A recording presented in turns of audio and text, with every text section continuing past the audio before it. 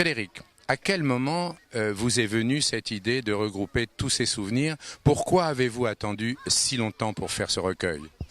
Eh bien, c'est un petit peu sous la pression des parents et des anciens qui venaient au club. Parce que c'est vrai que mon père avait fait une collection de photos très impressionnante et que, en fait, il exposait chaque année sur sa cabine. Et à la fin de l'été, il mettait tout ça dans un carton.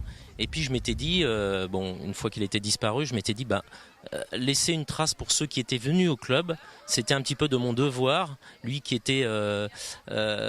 n'aimait pas se mettre en avant par rapport à toutes ces choses-là, moi je m'étais dit que j'avais un devoir de mémoire par rapport à tous ces pingouins qui étaient venus, puisque le club existe depuis des générations et des générations d'enfants sont venus au club. J'avais un devoir vis-à-vis d'eux de leur offrir ce livre, et avec toutes ces anecdotes, tout ce qu'ils m'ont raconté et toutes ces photos que mon père avait prises.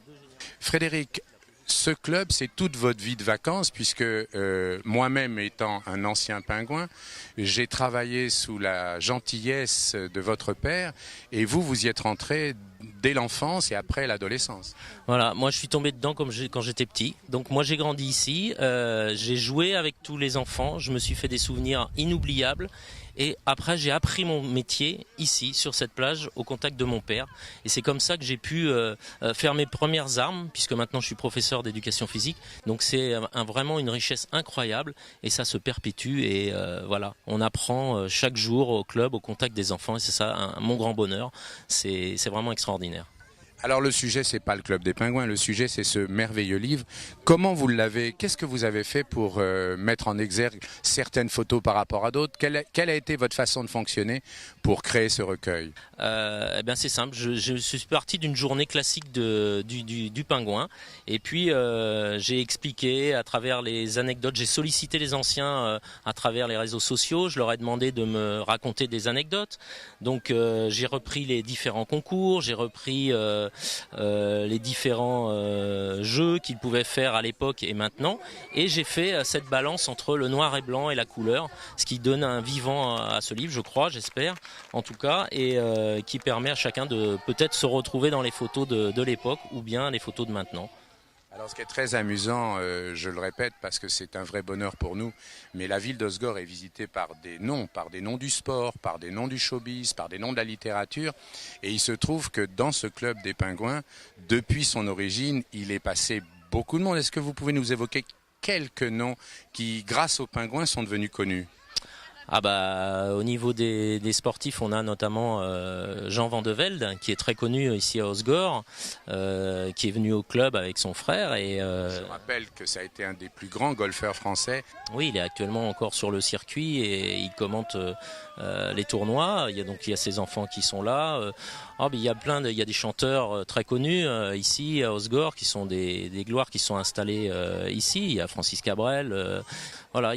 C'est vrai qu'il y a... Il n'y avait pas non plus une fille de président? Bien sûr, évidemment, il y a Mazarine. Mais Mazarine, on sait qu'elle est très attachée à Osgore et elle a eu la gentillesse de bien vouloir me faire la préface de ce livre. Donc je la remercie évidemment du fond du cœur. Et elle continue cette tradition puisqu'elle amène ses enfants maintenant au club. Et c'est un grand bonheur pour elle de revivre à travers ses enfants les concours qu'elle faisait à l'époque. Frédéric, merci beaucoup. Merci pour tout. Une toute dernière chose qui nous importe, où peut-on trouver ce livre? Eh bien, ce livre, on peut le trouver soit sur place, mais bon, la saison va bientôt se terminer, ou bien à la Maison de la Presse d'Osgore. Il y a encore quelques exemplaires, ou bien on peut le commander sur Internet, sur le site du Club des Pingouins. On peut venir vous le faire dédicacer? Ah, tout à fait, bien sûr, avec grand plaisir. Je marquerai un petit mot. Béatrice, bonjour. Bonjour. Alors, ce recueil, est-ce que vous pouvez nous dire comment vous avez vécu cette période-là, les fins des années 50, début des années 60, comment on vivait au Club des Pingouins avec le père de Frédéric? Alors d'abord, on se réveillait le matin, on prenait vite son petit déjeuner, on prenait son petit vélo et on arrivait vite pour la gymnastique. Très important la gymnastique, on était donc tous par catégorie, les 50, les 49, les 48, les 47... Et souvent, comme c'était marée basse, on allait faire la gymnastique au milieu du lac. Formidable, absolument formidable. On revenait, on se baignait, monsieur donnait des cours de natation et monsieur nous mettait des ceintures autour de la taille avec des morceaux de pain d'épices. enfin des morceaux de Oui, liège, de non, liège. de liège qu'on appelait les pains d'épices.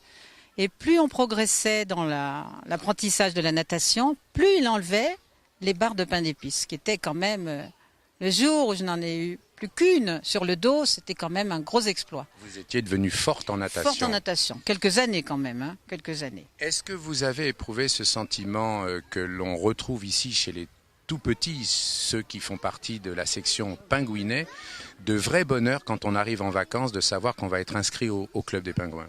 Ah bah, c'était essentiel, c'est la récompense de l'année. De toute façon, il n'y avait pas de vacances sans le Club des Pingouins. Il y a même eu des soucis avec mes parents qui aimaient bien aller au restaurant de temps en temps le midi, et c'était pas possible pour moi parce que d'abord le restaurant c'était long, après il fallait que je me prépare, il fallait que je vienne, il fallait que je goûte, il fallait que je me baigne, après il fallait que je mette le maillot de bain spécial, Pingouin? pas encore pingouin, mais pas encore, je l'avais pas encore gagné, mais il fallait que je mette le maillot de bain sans volant, sans petite fioriture, parce qu'il y avait le saut de Tarzan, ou le saut en longueur, ou le saut en épaisseur, ou le saut de je ne sais quoi. Il fallait pas tomber sur le fil. Alors j'avais des ravissantes petites copines, très mimi, avec des beaux petits maillots de bain, avec 3 volants, qui s'écroulaient sur le fil. Elles étaient éliminées. Donc vous avez gagné plein de concours. Plein de concours. Et je belle suis actrice. devenue pingouin d'honneur. Vous êtes pingouin d'honneur. Je suis pingouin d'honneur. France. Alors j'ai un souhait à émettre. J'attends les petits-enfants avec impatience. Et je pense que leur arrivée au Club des Pingouins sera quand même essentielle. Quel que soit le lieu d'habitation. Absolument, absolument. Bravo. Absolument. Béatrice. Il faut être Merci fidèle. beaucoup. Il faut Merci retourner beaucoup. aux vraies valeurs. Merci beaucoup. À bientôt.